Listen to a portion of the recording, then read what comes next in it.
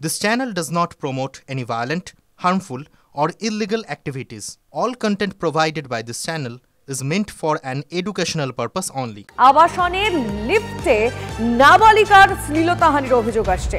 এক বৃদ্ধ আবাসিকের বিরুদ্ধে অভিযোগ। সোদপুরের দক্ষিণ পানশিলা অঞ্চলের ঘটনা এটি।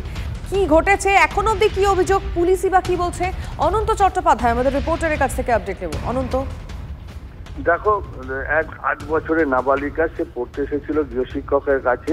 লিফটে নামার সময় এক কমলেশ গাঙ্গুলি নামে এক বয়স্ক লোক তাকে শ্লীলতাহানির চেষ্টা করে এবং সে তখন তার গৃহশিক্ষিকাকে জানায়। এরপরে ফ্ল্যাটে আবাসনে উত্তেজনা ছড়িয়ে পড়ে। খড়দা থানার পুলিশ আসে। খড়দা থানার পুলিশ এসে ওই বৃদ্ধকে নিয়ে তাকে জিজ্ঞাসাবাদ করছে কেন এই ঘটনা ঘটলো এবং কেন এই ঘটনা ঘটালেন। তবে এই ঘটনায় কিন্তু যথেষ্টই আতঙ্কিত ওই কিশোরী এবং তার পরিবার এবং যার আবাসিকরা। তবে এই বৃদ্ধ ফ্ল্যাটে যখন নামছিল, এই ঘটনা হচ্ছে দক্ষিণ পানশিলার এলাকায়, এবং এই ফ্ল্যাটে সে যখন নামছিল 3 তলা থেকে যখন 1 তলায় নামছিল তখন এই ঘটনা হয় এবং লিফটে নামার সময় এই ঘটনায় ঘটার ফলে এলাকায় কিন্তু যথেষ্টই আতঙ্ক যে লিফটে নাবালিকাকে কেন ভাবে বৃদ্ধ শ্লীলতাহানির চেষ্টা করলো। কিন্তু বুঝতে পারছি অনন্ত, তুমি নজর রাখো, আমাদের দর্শকদের আমরা আপডেট দেবো এই বিষয়ে। ধন্যবাদ। কোথায় যাবে বলে স্কুলে ওষুধের দোকানে যাব, তখন ওনাকে এইরকম করে দেখে এরকম করে গালে হাত দিতে আমার মেয়ে ভয় খেয়ে গেছে, গিয়ে বলেছে এইটা শুধু আমার মেয়ের সঙ্গে না, প্রত্যেকটা এখানে যারা কাজের মহিলা আছে তাদের সঙ্গে কাউকে লিফটে উঠতে দেয় না, সবার সঙ্গে বিহেভিয়ার খারাপ করে।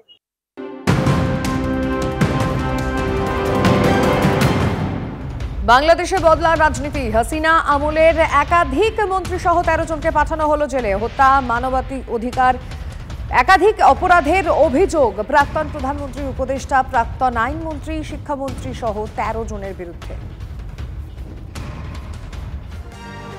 আবারও বিস্ফোরক সুশান্ত ঘোষ। খুনের চেষ্টার পিছনে জমি বিবাদ আছে বলে আসল ঘটনাকে ধামাচাপা দেওয়ার চেষ্টা করা হচ্ছে। অভিযোগ 108 নম্বর ওয়ার্ডের তৃণমূল কাউন্সিলরের। কসবাকাণ্ডে এর মধ্যে নাম জড়িয়েছে বিহারের দুষ্কৃতী পাপ্পু গ্যাংয়ের। কাউন্সিলরকে খুনে 50 লক্ষ টাকার সুপারি দেওয়া হয়েছিল।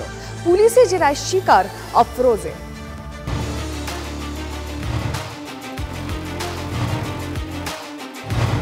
কসবাকাণ্ডে চাঞ্চল্যকর মোড়, আরো জোরালো হলো বিহার যোগ।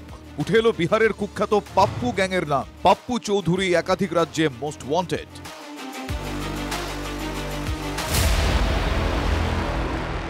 গুলজারকে জিজ্ঞাসাবাদ করে তদন্তকারীরা যেটা জানতে পেরেছেন যে কাউন্সিলরকে যে খুনের পরিকল্পনা সে করেছিল এবং সেই কাজের জন্য সে 50 লক্ষ টাকায় সুপারি দিয়েছিল, আর যার বিনিময়ে শার্প শুটার এবং আগ্নেয়াস্ত্র দিয়ে সহযোগিতা করেছিল এই পাপ্পু চৌধুরী।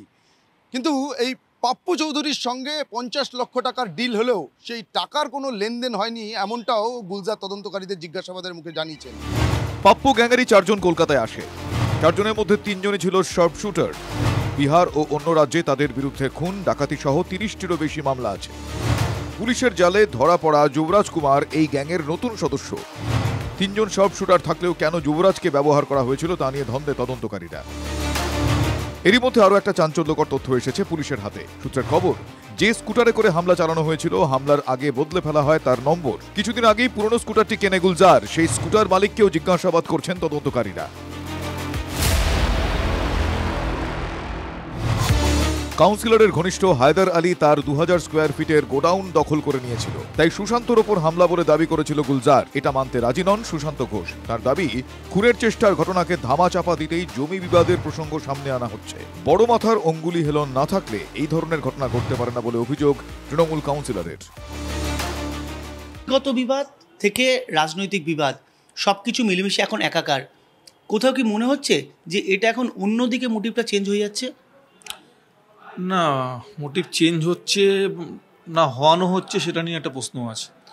কারণ গত 2 দিন ধরে অ্যাটেম্প্ট টু মার্ডারটা আস্তে আস্তে অন্যদিকে মন নিচ্ছে।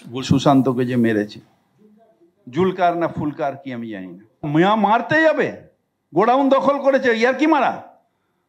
গোডাউন যদি আমার কেউ দখল করে, আমার জমি, আমার ফার্স্ট কাজ কি? পুলিশে এফআইআর করা। কোথায় এফআইআর? আমার সম্পত্তি আপনি দখল করবেন, আমি তো কোর্টে যাব। কোথায় কেস? খুন করতে এসে ফেসে গেছে, এখন সব করছে আর আপনারা সেগুলোকে পাবলিসিটি দিচ্ছেন। কোথাও কি মনে হচ্ছে লিঙ্ক হচ্ছে কোনো আপনার দলের অভ্যন্তরে বা আপনার দলের কোনো বড় মাথার দিকে?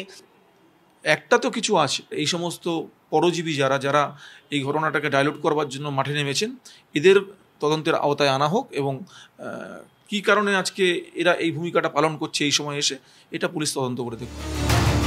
এখন প্রশ্ন হচ্ছে, কোন বড় মাথার দিকে ইঙ্গিত করতে চাইছেন সুশান্ত? গুলজারের কান টেনে সেই মাথায় কি পৌঁছতে পারবে পুলিশ? সুপ্রিয়, সুশোভন, সায়ন্তর রিপোর্ট, TV9 বাংলা।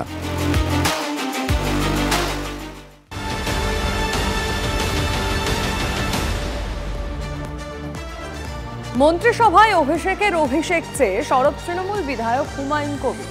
তিনি কি চান? তিনি চাইছেন ডেপুটি চিফ মিনিস্টার হন অভিষেক। তিনি চান মুখ্যমন্ত্রীর লোড কমাতে অভিষেক পুলিশ মন্ত্রীও হন। ফিরহাদ সৌগতর মতো ভরতপুরের বিধায়ক হুমায়ুনের মুখেও পুলিশি গাফিলতি। শুরু জোর তরজা। পুলিশের দিকে শাসকের কামান। কসবায় কাউন্সিলর আক্রান্ত হওয়ার পর পুলিশে অনাস্থা প্রকাশ করেছিলেন কলকাতার মেয়র। Enough is enough. পুলিশকে বলবো অ্যাক্ট নাও, হাঁ করে বসে থাকা যাবে না। কসবার পরপরই মুকুন্দপুরে সোনার দোকানে লুটের চেষ্টা হয়েছে, মালিকের গলায় কোপ পড়েছে। টালিগঞ্জে মার খেয়েছেন কলকাতার ট্রাফিক পুলিশের সাব ইন্সপেক্টর। রবিবার রাতে শাসনেও আক্রান্ত হয়েছে পুলিশ। রক্ষক তো নিজেই নিরাপত্তা সুনিশ্চিত করতে পারছে না। ফিরাদের মতো পুলিশে রুষ্ট প্রবীণ তৃণমূল কংগ্রেস নেতা সৌগত রায়ও। বাইরের থেকে লোক এসে মুঙ্গেরের পিস্তল দিয়ে গুলি করবে, এটা একটা পুলিশের ব্যর্থতা। কেন তারা ধরতে পারছে না? ফিরাদ সৌগতের চেয়ে কয়েক কদম এগিয়ে ফুল টাইম পুলিশ মন্ত্রী দাবি করে ফেললেন ভরতপুরের তৃণমূল কংগ্রেস বিধায়ক হুমায়ুন কবির। মুখ্যমন্ত্রী চতুর্থবারের জন্য আবার মুখ্যমন্ত্রী হন, কিন্তু তার ডেপুটি হিসাবে অভিষেক বন্দ্যোপাধ্যায়ের অভিষেক হওয়া দাবি আমি রেখেছি। সেই সঙ্গে পুলিশ মন্ত্রীও অভিষেক বন্দ্যোপাধ্যায়কে চেয়েছি। অভিষেক বন্দ্যোপাধ্যায়ের অভিষেক হওয়া এখনই দরকার, কারণ মুখ্যমন্ত্রীর কাছে আবেদন করব যে যত তাড়াতাড়ি সম্ভব, যত দ্রুত সম্ভব ওনার একটু লোড কমার দরকার। কেন চেয়েছেন তাও স্পষ্ট করে দিয়েছেন হুমায়ুন। পুলিশের আরো শৃঙ্খলা পরায়ণ বা আরো বেশি পরিশ্রম, পুলিশের কোথাও ছোটখাটো গাফিলতি আছে কিনা সেটা ফুল টাইমের একজন পুলিশ মন্ত্রী থাকলে আমার মনে হয় তার নজর এড়িয়ে কোনো ভালো কাজ ছাড়া কোনো খারাপ কাজে পুলিশ লিপ্ত থাকতে পারবে না। তাহলে কি পুলিশি গাফিলতির ঘটনাই ঘটছে? নজর এড়িয়ে যাচ্ছে বর্তমান পুলিশ মন্ত্রীর।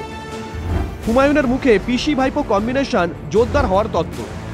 আমি এই কারণেই বলেছি যে অভিষেক বন্দ্যোপাধ্যায় যদি অনেকটা দায়িত্ব নিয়ে নেন, তাহলে আমার মনে হয় এনাদের এই পিসি ভাইপুর যে একটা কম্বিনেশন, এই কম্বিনেশন পশ্চিমবাংলার মানুষ অনেক উপকৃত হবে। হুমায়ুনের তত্ত্বে বাংলার রাজনীতিতে তর্কের তুফান। এইসব বলে কি মিডিয়াতে গুরুত্ব বাড়াতে চাইছেন, নাকি এইসব বলে ভাইপোকে বার্তা দিচ্ছেন যে আমাকে একটু বেশি গুরুত্ব দিও, আমি আছি তোমার পাশে? পার্টির মধ্যে বক্তব্য জানাতে পারে, কিন্তু কারোর কিছু মনে হলো যে এখনই এইটা করা উচিত, এখনই ওইটা করা উচিত, এই ধরনের কথাবার্তাগুলো একেবারে মানে অবাঞ্ছিত। এই ধরনের অনভিপ্রেত কথা দলের কোনো দায়িত্বশীল নেতা এইভাবে এগুলো বলা ঠিক কাজ নয়। 2036-এ অভিষেক মুখ্যমন্ত্রী। গত বছরই জল্পনা উস্কে দিয়েছিলেন তৃণমূল কংগ্রেস নেতা কুণাল ঘোষ।